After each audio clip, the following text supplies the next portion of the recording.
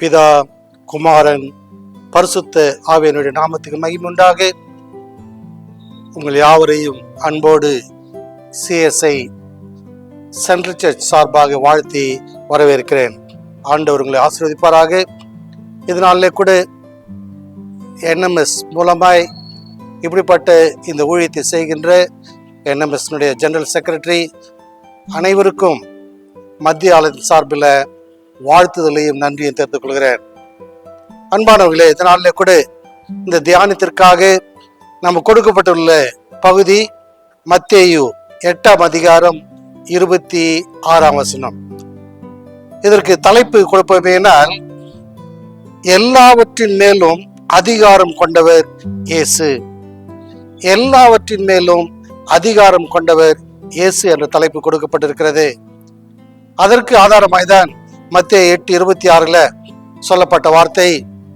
அதற்கு அவர், அற்ப விசுவாசிகளே, ஏன் பயப்படுகிறீர்கள் என்று சொல்லி எழுந்து காற்றையும் கடலையும் அதட்டினார். உடனே மிகுந்த அமைதல் உண்டாயிற்று. இந்த வசனத்தின் மூலமாய் ஆண்டவர் இயேசு கிறிஸ்து இந்த உலகத்தில் வந்தபோது அவருக்கு தெய்வீக அதிகாரம் இருந்தது என்று சொன்னால் மிகையாகாது. ஆண்டவரால் கொடுக்கப்பட்ட அந்த அதிகாரத்தின் மூலமாய் பல அதிசயங்களை செய்தார். காற்றும் கடலும் அவருக்கு கீழ்ப்படிந்தது என்று சொன்னால் மிகையாகாது. அதோடு மட்டுமல்ல, தன்னுடைய ஊழிய காலத்துல நோய்களை போக்கினார், தீய ஆவிகளை விரட்டினார், பாவங்களை மன்னித்தார். இப்படி சொல்லிக்கொண்டே போகலாம். ஆகவே இங்கே சொல்லப்பட்ட இந்த மத்தேயு 8ஆம் அதிகாரம் 26ஆம் வசனத்தில் சொல்லப்பட்ட அந்த வார்த்தையின்படி இந்த பகுதி மார்க்கிலேயும் லூக்காவிலேயும் சொல்லப்பட்டிருக்கிறது. இதுல சீடர்கள் மார்க்கில ஆண்டவரோடு கேட்கின்ற பொழுது என்ன சொல்றாங்கன்னா, போதகரே, சாக போகிறோமே, உமக்கு கவலை இல்லையா என்றும், லூக்காவில ஆண்டவரே சாக போகிறேன் என்று சொல்லுகின்றதை பார்க்க முடிகிறது. ஆனால் மத்தேயுவில பார்க்கும் பொழுது, ஆண்டவரே எங்களை காப்பாற்றும், சாக போகிறோம் என்று வேண்டுகிறார்கள். ஆகவே இதற்கு ஆண்டவர் இயேசு கிறிஸ்துவினுடைய பதில் உடனடியாக, ஒருவேளை சீடர்களை அற்ப விசுவாசிகளை என்று அதட்டினாலும் உடனடியாக காற்றையும் கடலையும் அதட்டினார், அமைதல் உண்டாயிற்று என்பதை நாம் பார்க்கின்றோம். ஆகவே இந்த அதிகாரம் இயேசுவுக்கு எப்படி வந்தது, யார் கொடுத்தது என்று நாம் பார்ப்போமே. ஆனால் யோவான் சுவிசேஷம் 3ஆம் அதிகாரம் 35ஆம் வசனத்துல, தந்தை மகனை நேசிக்கிறார், எல்லாவற்றையும் அவர் கைகளில் ஒப்பு கொடுக்கிறார் என்று சொல்லப்பட்டிருக்கிறது. ஆகவேதான் மத்தேயு 28:18 நீங்க பார்க்கும் பொழுது ஆண்டவர் இயேசு கிறிஸ்து சொல்கிறார், வானத்திலும் பூமியிலும் சகல அதிகாரம் எனக்கு கொடுக்கப்பட்டிருக்கிறது என்று சொல்லி. ஆகவே இயேசுவிடத்தில் உள்ள அதிகாரம் தெய்வீக அதிகாரம் என்று சொன்னால் மிகையாகாது. அப்ப தெய்வீக அதிகாரம் சொன்னா அதுக்கு ஆப்போசிட்டா பிசாசுடைய அதிகாரம் கூட இருக்கா என்ற ஒரு கேள்வி நம்முடைய மனதில் வரலாம். ஆகவே பிசாசின் அதிகாரம் உள்ளதா, பிசாசு நமக்கு அதிகாரம் கொடுக்க முடியுமா என்ற ஒரு கேள்வி வருகின்ற பொழுது அதற்கு எஸ் என்ற பதில்தான் சொல்ல வேண்டும். மத்தேயு 4ஆம் அதிகாரம் 5-7 வரை நீங்கள் பிறகு வாசித்து பாருங்கள். இதுல பிசாசானவன் ஆண்டவர் இயேசு கிறிஸ்து உயர்ந்த மலைக்கு கொண்டு போய் உலகத்தின் சகல ராஜ்யங்களையும் ஒரு நிமிஷத்தில் காண்பித்து 6ஆம் வசனத்தை பார்க்கும் பொழுது, இவைகள் எல்லாம் எனக்கு கொடுக்கப்பட்டிருக்கிறது, எனக்கு இஷ்டமானவனுக்கு இவைகளை நான் கொடுப்பேன். அதுக்கு ஒரு சின்ன கண்டிஷன் என்ன, நீ என்னை பணிந்து கொண்டால் இவைகள் எல்லாவற்றின் மேலும் உள்ள அதிகாரத்தை உனக்கு கொடுப்பேன் என்று ஆண்டவர் இயேசு கிறிஸ்து பிசாசானவன் சொல்லுகிறதை பார்க்க முடிகிறது. ஆனால் 8ஆம் வசனத்தை பார்ப்போம். என்னால் ஆண்டவர் இயேசு கிறிஸ்து பிசாசு கொடுக்கின்ற அதிகாரத்தை தள்ளி விடுகின்றார். எனக்கு பின்னாக போ சாத்தானே என்று அவனை விரட்டடிக்கிறார் அல்லவா. ஆகவே அன்பானவர்களே, நம்மிடம் உள்ள நிறைய அதிகாரம் உள்ளது. இவைகளை நாம் எப்படி பெற்றோம்? உழைப்பின் மூலமாய் பெற்றோமா, ஜபத்தின் மூலமாய் பெற்றோமா, நேர்மையாய் நடந்து கொண்டதன் மூலமாய் பெற்றோமா என்ற ஒரு கேள்வியை கேட்டவர்களாய், நேர்மையாய் நடந்து பெற்றிருப்போமேனால், ஜபத்தின் மூலமாய் பெற்றிருப்போமேனால் இது தெய்வீக ஆசீர்வாதம், தெய்வீக அதிகாரம். ஒருவேளை குறுக்கு வழியில் பெற்றிருப்போமேனால் அநியாயமாய் பெற்றிருப்போமேனால், பணத்தின் மூலமாய் பெற்றிருப்போமேனால், இந்த அதிகாரம் பிசாசின் மூலமாய் கொடுக்கப்பட்டிருக்கு என்பதை நாம் புரிந்து கொள்ள வேண்டும். ஆகவே இந்த இருந்து காலத்துல நாம் பெற்றிருப்பது ஆண்டவர் மூலமாய் கொடுக்கப்பட்ட அதிகாரமா, பிசாசின் மூலமாய் கொடுக்கப்பட்ட அதிகாரமா என்ற ஒரு கேள்வியை கேட்க கடன்பட்டிருக்கிறோம்.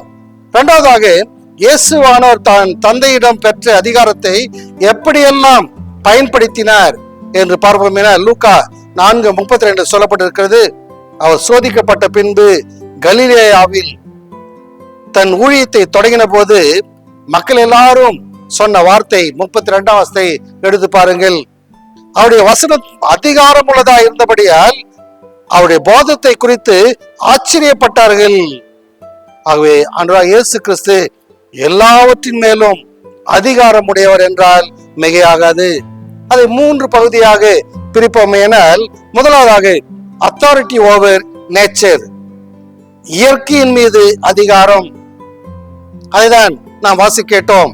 கடலில் பெரிய புயல் உண்டான போது சீடர்கள், ஆண்டவரே நாங்கள் சாகுறோமே என்று சொல்லுகின்ற பொழுது, ஆண்டவரே எங்களை காப்பாற்றும் என்று கேட்கின்ற பொழுது, அங்கே காற்றையும் கடலையும் அதட்டினார், அமைதல் உண்டாயிற்று.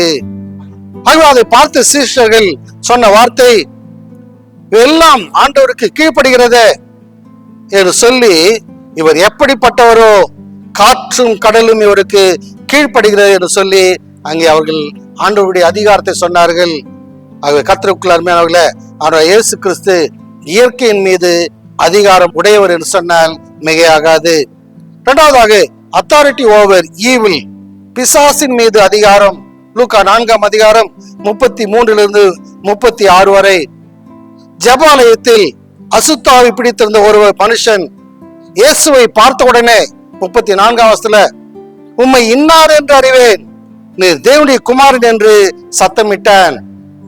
பிசாசுக்கே தெரியுது ஆனால் இயேசு கிறிஸ்துவை பார்த்த உடனே தேவனுடைய குமாரன் என்று. இன்றைக்கு ஆண்டவரோடு இருக்கின்றோம், ஆனால் ஆண்டவர் யார் என்பதை நாம் அறிந்து கொள்ளவில்லை. ஆகவே அன்பானவர்களே, இங்கே அப்படி சொன்ன மாத்திரத்துல ஆண்டவர் இயேசு கிறிஸ்து சொன்ன வார்த்தை, நீ பேசாமல் 35ஆம் வசனத்துல, நீ பேசாமல் இவனை விட்டு போ என்று சொல்லி அங்கே அதிகாரத்தோட பிசாசை விரட்டுகின்றார். அதுவும் போய்விட்டது.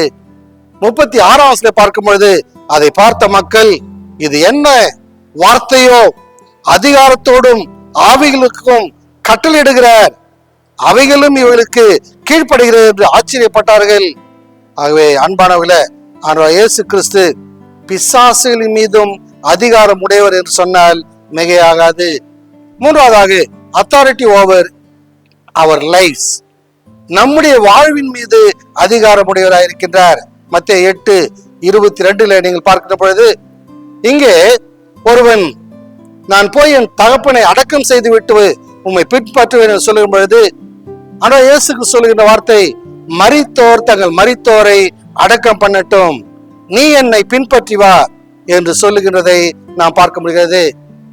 மரித்தோர் எப்படி மரித்தோரை அடக்கம் பண்ண முடியும் என்ற ஒரு கேள்வி நம்முடைய மனதில் வருமையானால், கண் இருந்தும் பார்க்க முடியாதவர்கள், வாய் இருந்தும் பேச முடியாதவர்கள், உயிரோடு இருந்தும் மரித்தவர்கள் என்று சொல்லப்பட்ட வார்த்தையின்படி உயிரோடு இருந்தும் ஆவிக்குரிய வாழ்வில மரித்தவர்கள் மரித்தோரை போய் அடக்கம் செய்யட்டும் என்று சொல்லி சொல்லப்படுகிற அந்த உண்மையை நாம் இங்கே பார்க்க முடிகிறது. அவை கர்த்தருக்குள் அருமையானவர்களே, ஆண்டவர் இயேசு கிறிஸ்து அவருடைய தெய்வீக அதிகாரத்தை நமக்கும் கொடுத்திருக்கிறார். லூக்கா 10ஆம் அதிகாரம் 19ஆம் வசனத்துல, இதோ சர்ப்பங்களையும் தேள்களையும் மிதிக்கவும் சத்துருடைய சகல வல்லமையை மேற்கொள்ளவும் உங்களுக்கு அதிகாரம் கொடுக்க சொல்லி